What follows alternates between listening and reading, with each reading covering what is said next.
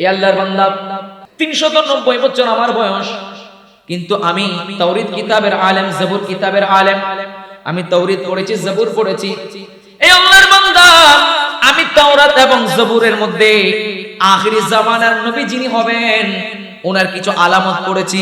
শুধু ওনার আলামত নয়, ওনার যিনি সঙ্গী হবেন, সাথী হবেন, ওনারও কিছু আলামত আমি পড়েছি। এই কথা বলতে দেরি, হযরত সাইয়েদনা সিদ্দিক আকবর ওনার পেটটাকে খুললেন। কাশাফতু আন বাতনি, আমার পেটটাকে আমি ওপেন করলাম। তখন দেখতে পেলেন, ওই পাদ্রী দেখতে পেলেন, ফি বাতনি শামাতু সাউদা, উনি দেখতে পেলেন ওই সিদ্দিক আকবরের পেটের মধ্যে বিশাল একটা কালো দাগ দেখতে পেলেন। আর এই দাগ দেখার সাথে সাথে পাদ্রী চিৎকার দিয়ে বললেন, ওয়াল্লাহি ওয়া রাব্বিল কাবা, ওই কাবার রবের শপথ করে বলছি, আনতা হুয়া, আমি তাওরাত কিতাবের মধ্যে যার কথা পড়েছি, আমি যার কথা পেয়েছি, ওই ব্যক্তি হচ্ছে তুমি।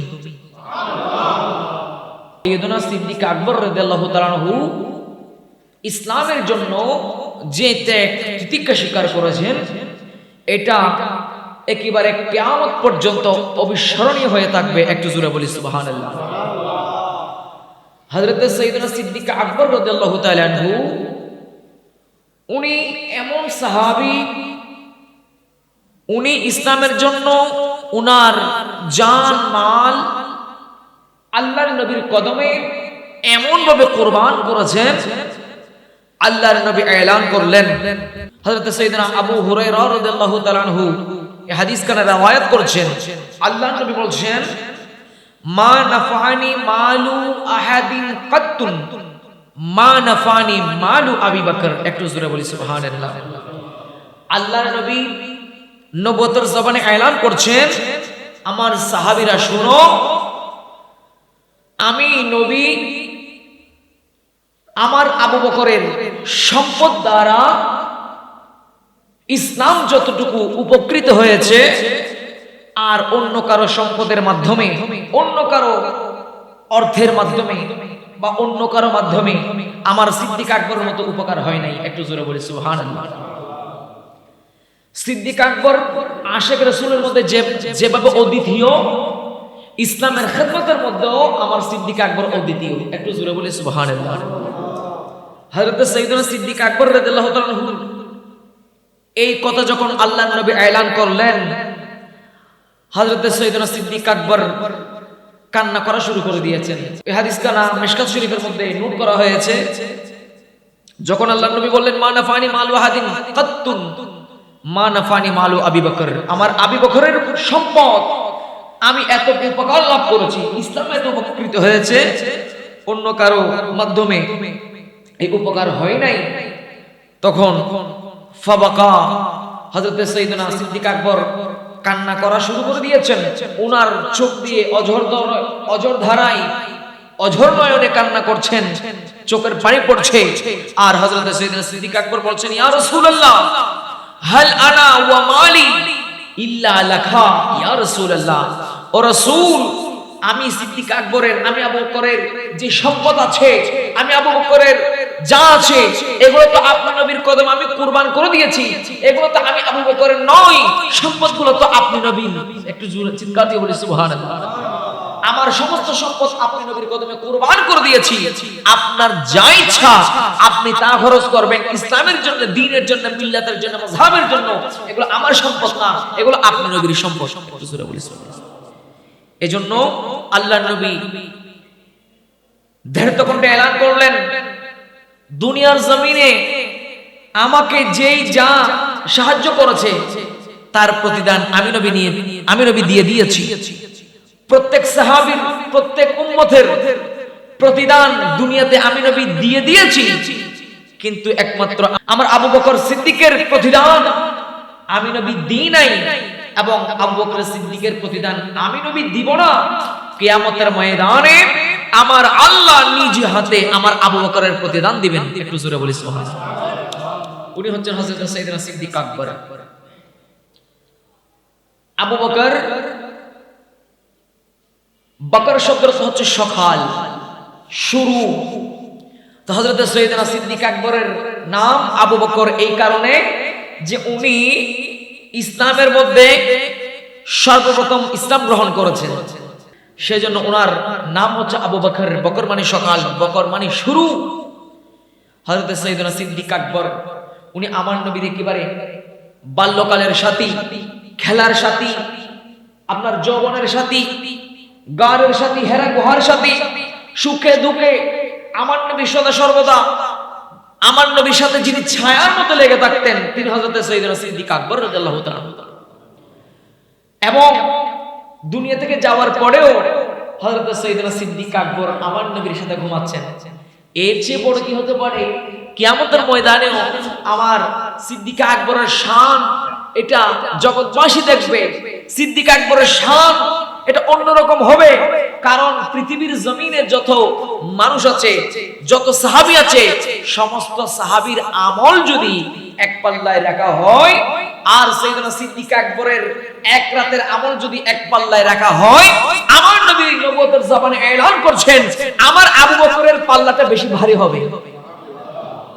উনি হচ্ছেন হযরত সাইয়েদনা সিদ্দিক আকবর। তো উনি হচ্ছেন সিদ্দিক। সিদ্দিক বলা হয়, আপনারা জানেন, একটা হচ্ছে সাদেক আর একটা হচ্ছে সিদ্দিক। সাদেক মানে যিনি সত্য কথা বলেন, যিনি সদা সর্বদা সত্য কথা বলেন। আর সিদ্দিক উনি ওনার মর্যাদা এমন হয়ে গেছে, উনি সাদেক হতে হতে সত্য বলতে বলতে ওনার মর্যাদাটা এমন পর্যায়ে পৌঁছে গেছে যে ভুল ক্রমে যদি ওনার মুখ দিয়ে কোনো ভুল কথাও বের হয়ে যায়, আমার আল্লাহ ওই সিদ্দিকিয়তের মকামের কারণে ওই ভুল কাজটাও অশুদ্ধ করে দেন। সিদ্দিক আকবরের মুখ দিয়ে যদি বের হয়ে যায় যে মৃত মানুষকেও আমার আল্লাহ জিন্দা করে দেন। আল্লাহ রাব্বুল আলামিন বলছেন, ওয়াল্লাযী জা বিস-সিদকি ওয়া সাদ্দাকা বিহি উলাইকা হুমুল মুত্তাকুন।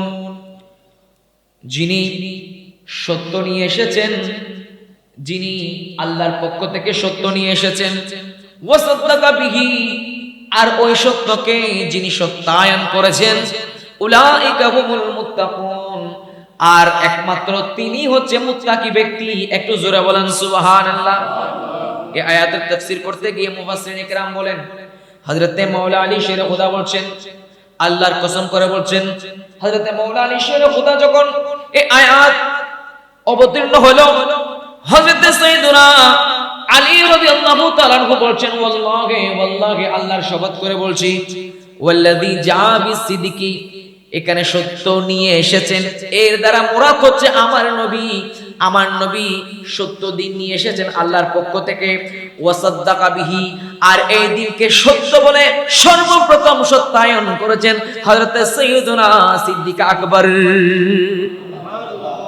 তাহলে দেখেন আল্লাহর নবী যে সত্য নিয়ে এসেছেন, ওই সত্যটাকে যিনি সত্যায়ন করছেন, যিনি তাসদীক করছেন, যিনি সত্যায়ন করছেন, উনি হচ্ছেন সিদ্দিক আকবর। জোরে বলি সুবহানাল্লাহ।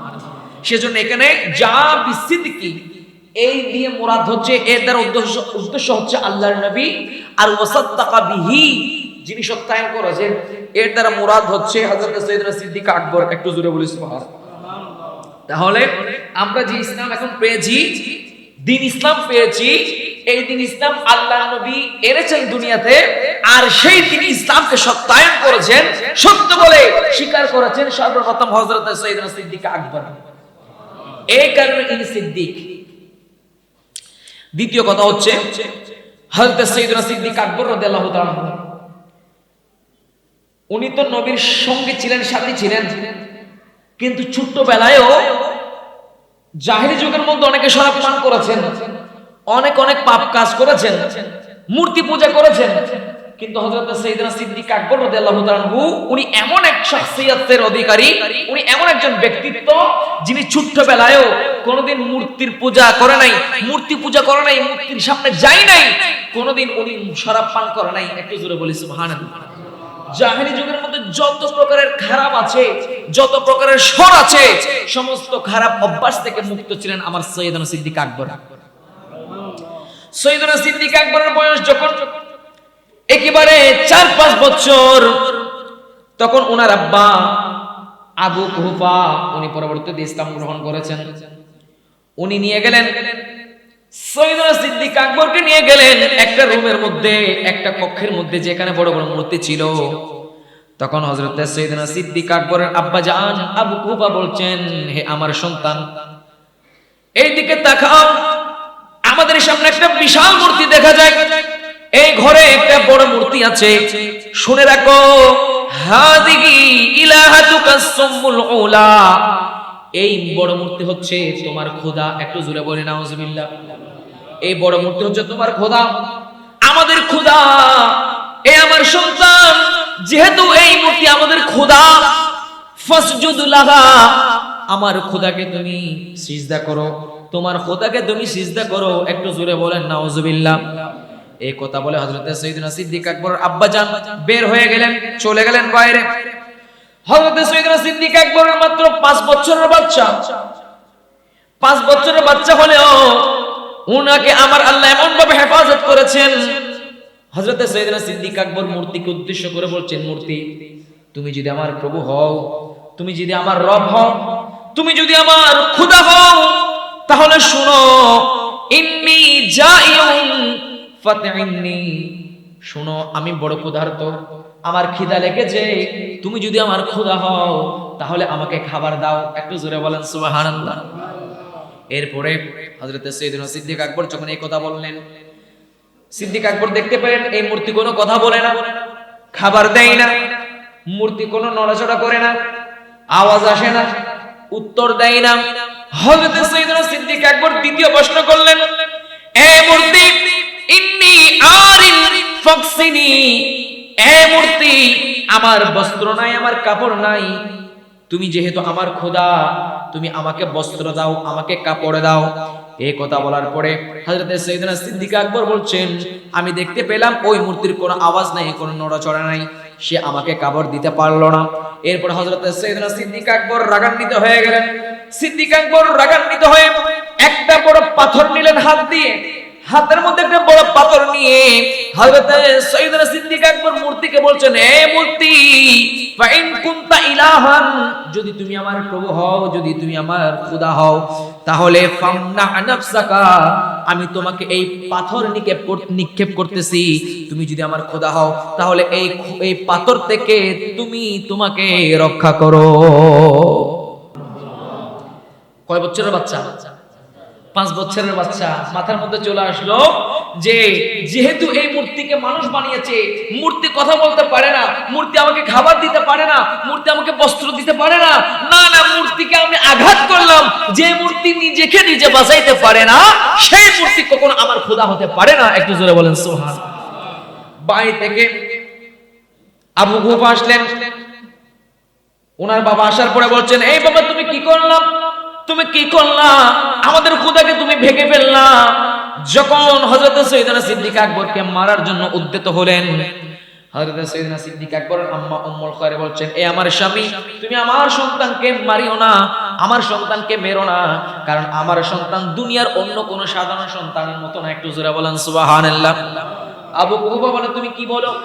বলছে, শুনে, যখন আমার সন্তান আমার গর্ভের মধ্যে ছিল, আমার রেহেমে ছিল, যেদিন আমার সন্তান দুনিয়াতে আসবে তার আগের রাত্রে আমি একটা অদৃশ্য থেকে আওয়াজ শুনেছিলাম, আমি গায়েব থেকে একটা আওয়াজ শুনেছিলাম, আসমান থেকে একটা আওয়াজ এসেছিল, আমাকে বলেছিল, ইয়া আমাতাল্লাহি আলা তাহকিকি আবশিরি বিল ওয়ালাদিল আতিক ইসমুহু ফিস সামাই সিদ্দিক লি মুহাম্মাদিন সাহিবু ওয়া রাফিক। একটু জোরে বলেন সুবহানাল্লাহ। ওনার আম্মা জান বলছেন, এই আমার স্বামী, যখন আমার সন্তান আমার গর্ভে ছিল, আমি একটা অদৃশ্য আওয়াজ শুনেছিলাম, আমাকে বলেছিল, এ আল্লাহর বান্দিনী, হে আল্লাহর বান্দিনী, তুমি সুসংবাদ গ্রহণ করো, আতিকের, তোমার পেটের মধ্যে যিনি আছে উনি আতিক, উনি আবু বকর সিদ্দিক, উনি আবু বকর, উনি আতিক, উনি জাহান্নাম থেকে মুক্ত। একটু জোরে বলি সুবহানাল্লাহ। শুধু তাই নয়, ইসমুহু ফিস সামাই সিদ্দিক, দুনিয়াতে তার নাম সিদ্দিক হবে তা নয়, তার নাম আসমানেও সিদ্দিক এবং লি মুহাম্মাদিন সাহিবু ওয়া রাফিক, এবং শুনে রাখো, মানে নবী যিনি হবেন, ওনার বন্ধু হবেন, ওনার সঙ্গী হবেন। একটু জোরে বলি সুবহানাল্লাহ। এই কথা যখন বললেন তখন ওনাকে মারা থেকে বিরত থাকলেন এবং মা বাবা দুইজনে বুঝতে পারলেন উনি আমার সন্তান দুনিয়ার কোনো সন্তানের মতো নয়, আমার সন্তানের পজিশন, আমার সন্তানের মর্যাদা এটা ভিন্ন। এরপর হযরত সাইয়েদনা সিদ্দিক আকবর রাদিয়াল্লাহু তাআলা আস্তে আস্তে বড় হতে লাগলেন, আমার নবীর সঙ্গী হলেন, নবীর সাথে খেলা করতে লাগলেন, আমার নবীর সাথে হাঁটে বাজারে চতুর্দিকে যেতে লাগলেন। তো সাইয়েদনা সিদ্দিক আকবর যেহেতু নবীর সাথে ছিলেন, নবীর সাথে থাকার কারণে আমার নবীর অনেক মুজিজা ছোট থেকে সবচেয়ে বেশি দেখেছেন হযরত সাইয়েদনা সিদ্দিক আকবর। বলি সুবহানাল্লাহ। হযরত সাইয়েদনা সিদ্দিক আকবর দেখলেন যে মরুভূমির মধ্যে গাছ নাই, কিন্তু একটা ছায়া এসে নবীকে ছায়া দিয়েছেন, যে গাছ নবীর সাথে কথা বলছে, আপনার সাপ এসে নবীকে ছায়া দিচ্ছে। এই সমস্ত অনেক অসংখ্য মুজিজা, আমার নবীর এই মুজিজাগুলো হযরত সাইয়েদনা সিদ্দিক আকবর দেখেছেন।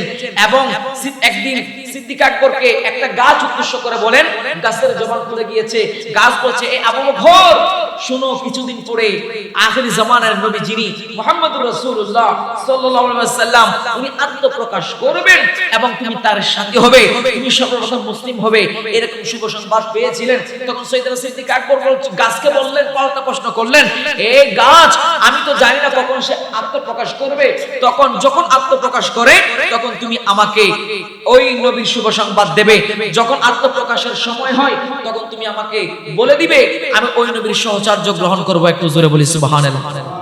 এরপরে সাইয়েদনা সিদ্দিক আকবর যখন বড় হয়ে গেলেন, আমার নবীর যখন 40 বছর হয়ে গেল, এখন ইসলামের প্রচার করবেন, নবুয়তের কথা বলবেন, রিসালাতের কথা বলবেন, ওয়াহদানিয়তের কথা বলবেন।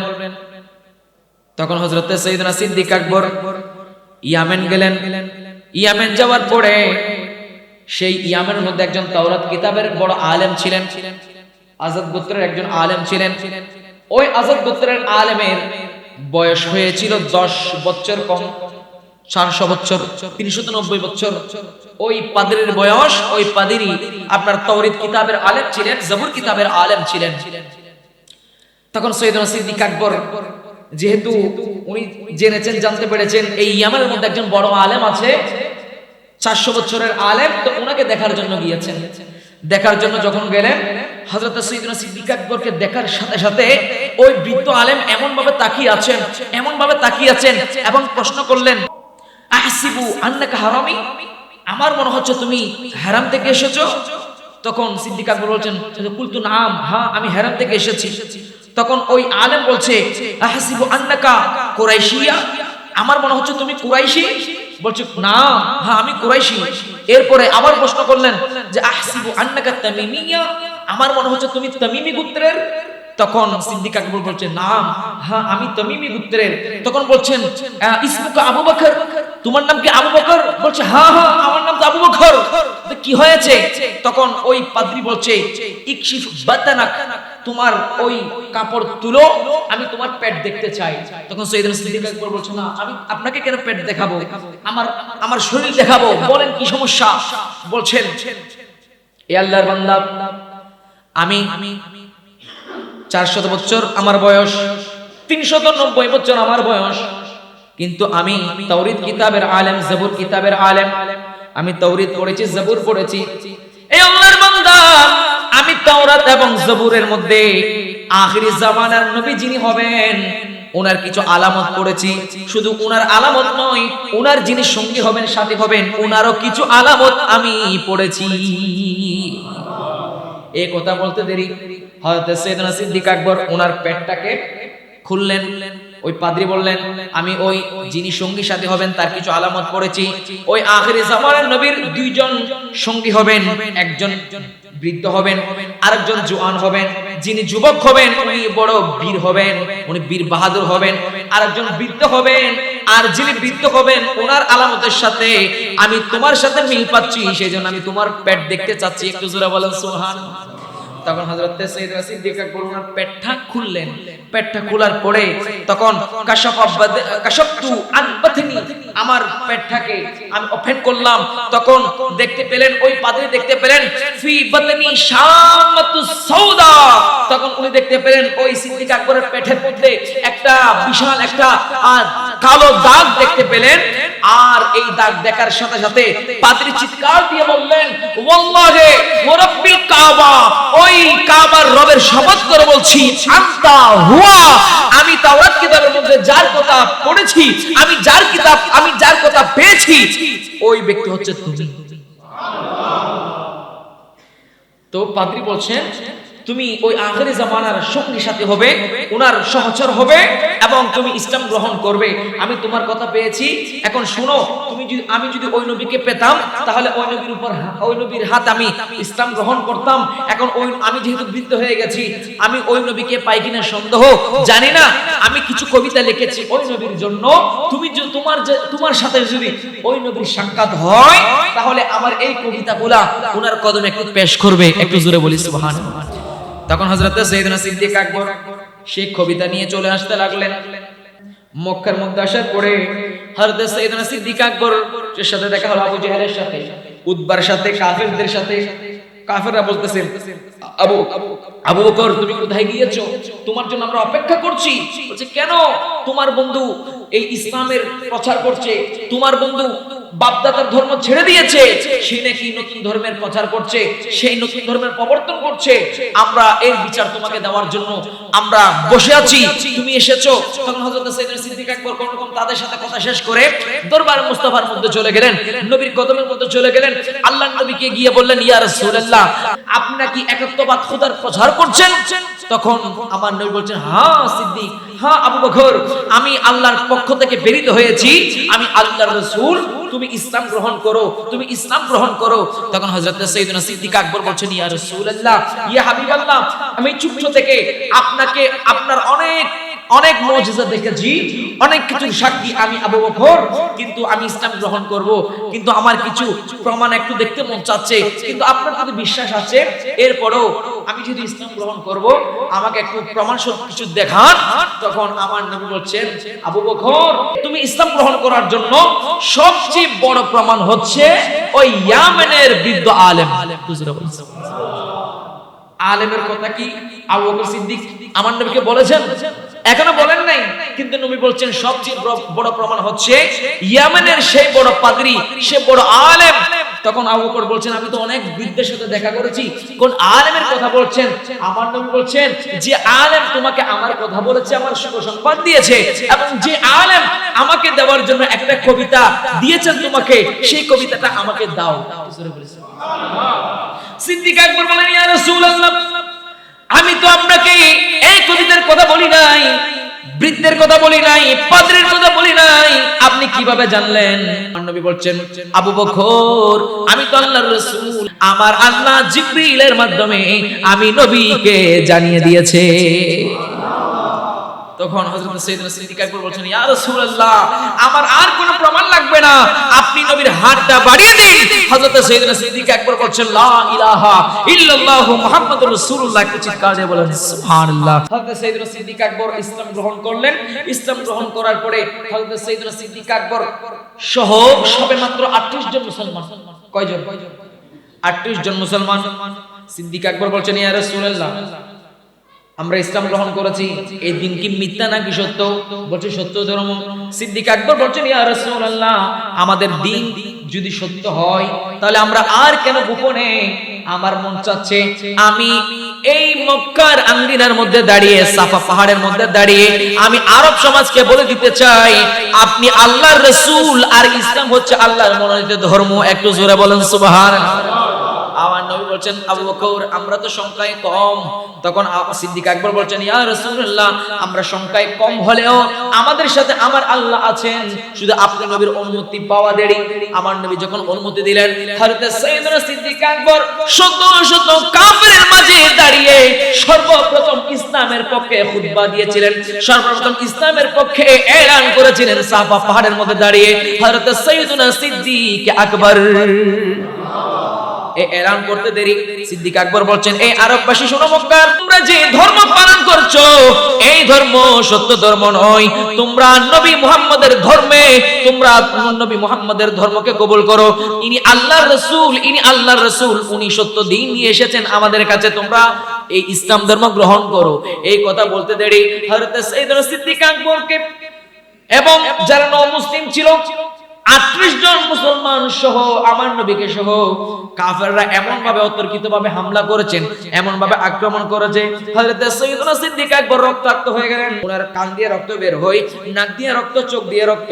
হযরত সাইয়েদনা সিদ্দিক আকবর আঘাতের কারণে উনি ওই জায়গার মধ্যে বেহুশ হয়ে গেলেন।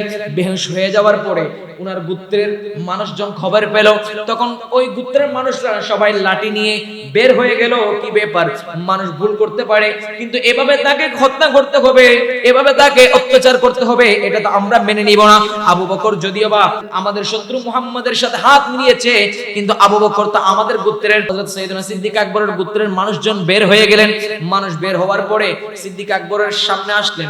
সাইয়েদনা সিদ্দিক আকবরকে কেউ মাথার মধ্যে আপনার ব্যান্ডেজ করছে, কেউ পানি খাওয়াচ্ছে, কেউ খাবার দিচ্ছে, সবাই সেবা শুশ্রূষা করছে, কিন্তু হযরত সাইয়েদনা সিদ্দিক আকবরের কোনো খবর নাই, কোনো হুঁশ নাই। সারা দিন চলে গেল, রাত চলে আসতে লাগলেন, তখন সবাই গোত্রের মানুষ সবাই চিন্তায় চিন্তিত হয়ে গেলেন এবং ওনারা দৃঢ় শপথ করলেন, যদি আবু বকর যদি মারা যায় তাহলে আমরা কাউকে জিন্দা রাখবো না, সবাইকে কতল করে ফেলবো। এরকম হযরত সাইয়েদনা সিদ্দিক আকবরের জন্য সবাই একসাথে তারা পণ করলেন। হযরত সাইয়েদনা সিদ্দিক আকবরের হুঁশ আসে না, ওনার কান দিয়ে রক্ত বের হচ্ছে, হযরত সাইয়েদনা সিদ্দিক আকবরের নাক দিয়ে রক্ত বের হচ্ছে, ওনার শরীর ক্ষত বিক্ষত হয়ে গেছে। এরপরে একবারে সারা দিন চলে গেল, রাত যখন আসলো তখন হযরত সাইয়েদনা সিদ্দিক আকবরের একটু করে হুঁশ এসেছেন। জোরে বলি সুবহানাল্লাহ। সাইয়েদনা সিদ্দিক আকবরের যখন হুঁশ আসলো তখন সবাই সিদ্দিক আকবরের সেবা শুশ্রূষা করছেন। পাশে মা ছিল, বাবা ছিল, ওনার গোত্রের মানুষজন ছিল, ওনার খেদমত করছে। হযরত সাইয়েদনা সিদ্দিক আকবর রাদিয়াল্লাহু তাআলা আনহু উনি যখন হুঁশ আসলো, ডানে তাকালেন, বাঁয়ে তাকালেন, সামনে পিছনে তাকালেন, চতুর্দিকে ওনার গোত্রের মানুষ দেখা যায়, মা বাবাকে দেখা যায়, ওনার আত্মীয়স্বজনকে দেখা যায়, গোত্রের মানুষকে দেখা যায়, কিন্তু হযরত সাইয়েদনা সিদ্দিক আকবর আমার নবীকে দেখতে পাচ্ছেন না। হযরত সাইয়েদনা সিদ্দিক আকবর রাদিয়াল্লাহু তাআলা আনহু কেমন নবীকে ভালোবাসতেন, কেমন নবীকে মুহাব্বত করতেন।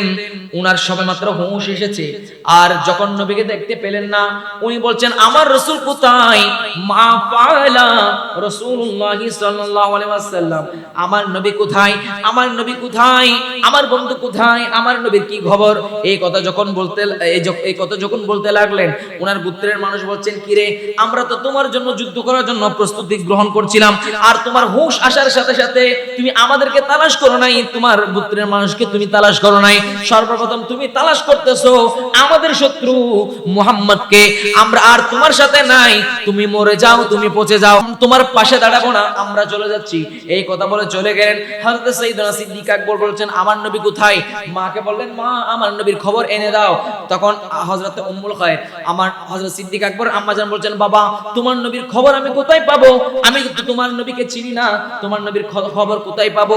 তখন আম্মাজান বলছেন, বাবা ঠিক আছে, তোমার নবীর খবর আমি এনে দিব, কিন্তু তুমি কিছু খাও, পান করো।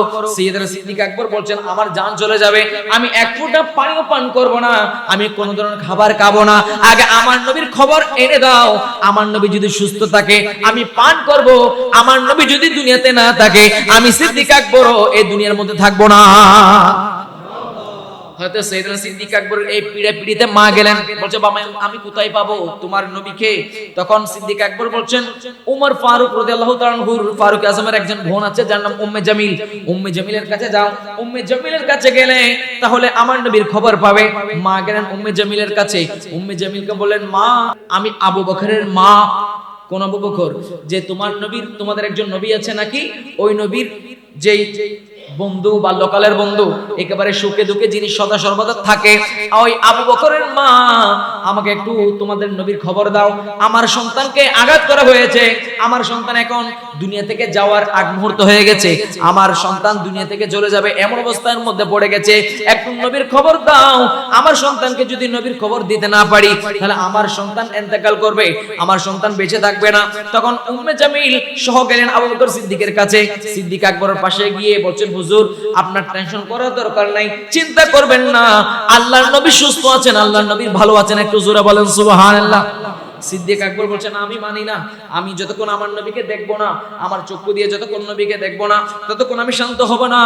তখন সিদ্দিক আকবরের পিড়াপিড়িতে উম্মে জামিল এবং সিদ্দিক আকবর আম্মা জান দুইজনে মিলে নিয়ে গেলেন নবীর কাছে। হযরত যায়েদ বিন আরকামের ঘরের মধ্যে নবী ছিলেন। আমার নবীকে যখন দেখলেন, নবীকে দেখার সাথে সাথে সাইয়েদনা সিদ্দিক আকবর চোখের পানি ছেড়ে দিয়েছেন, আর আমার নবীও চোখের পানি ছেড়ে দিয়ে সিদ্দিক আকবরকে আলিঙ্গন করলেন। আবু বকর, তুমি আমার জন্য তোমার জীবন পর্যন্ত চলে যাচ্ছে, এরপর আমি নবীকে তুমি ভুলো নাই। তখন সাইয়েদনা সিদ্দিক আকবর নবীকে জড়িয়ে ধরে কান্না করছেন। তখন সিদ্দিক আকবর শান্ত হলেন এবং বলছেন, ইয়া রাসূলুল্লাহ, ইয়া হাবিবাল্লাহ, যদি আপনি নবীকে আজকে হারিয়ে ফেলতাম, আমি সিদ্দিক আকবরও থাকতাম না। ইয়া রাসূলুল্লাহ, আমি আঘাত পেলেও, আমার চোখ কান দিয়ে রক্ত বের হলেও আপনি নবীকে দেখার সাথে সাথে সমস্ত ব্যথা চলে গেছে। জোরে বলেছে। তখন সাইয়েদনা সিদ্দিক আকবর বলছেন, ইয়া রাসূলুল্লাহ, ইনি হচ্ছেন আমার মা, একটু আপনি দোয়া করেন আমার মায়ের জন্য। আপনি আল্লাহর রাসূল, আপনি দোয়া করলে এটা কবুল হবে। আমার বড় ইচ্ছা আমার মাও যেন ইসলাম ধর্ম গ্রহণ করে। আমার মায়ের জন্য একটু দোয়া করুন। আমার নবী হাত তুলতে দেরি, আল্লাহ সিদ্দিক আকবরের আম্মাকে তুমি ইসলামের দায়রায় দাখিল করাও, ইসলামে প্রবেশ করাও। আর সাইয়েদনা সিদ্দিক আকবর আম্মা যখন আমার নবীর চেহারার দিকে দেখলেন, তখন সাইয়েদনা সিদ্দিক আকবর আম্মা জান বলছেন, বাবা তুমি তো তোমার নবীর জন্য এমনি পাগল হও নাই, তোমার নবীর চেহারা এত সুন্দর, তোমার নবীর চেহারা এত সুন্দর, আমিও তো বিমোহিত হয়ে গেলাম। নিশ্চয়ই ইনি আল্লাহর রাসূল, নিশ্চয়ই ইনি আল্লাহর হাবিব, আমিও ইসলাম ধর্ম গ্রহণ করে নিলাম। একটু জোরে বলেন সুবহানাল্লাহ। এভাবে সাইয়েদনা সিদ্দিক আকবর রাদিয়াল্লাহু তাআলা পুরো পরিবার, ওনার আব্বা আম্মা, ওনার সন্তান সন্ততি, ওনার পরিবারের মধ্যে যারা ছিলেন সবাই আমার নবীর কদমে ইসলাম গ্রহণ করলেন। এরপরে সাইয়েদনা সিদ্দিক আকবর রাদিয়াল্লাহু তাআলা বলছেন, ইয়া রাসূলুল্লাহ, আমার যা কিছু আছে সমস্ত কিছু আপনি নবীর কদমে কুরবান। একটু জোরে বলি সুবহানাল্লাহ।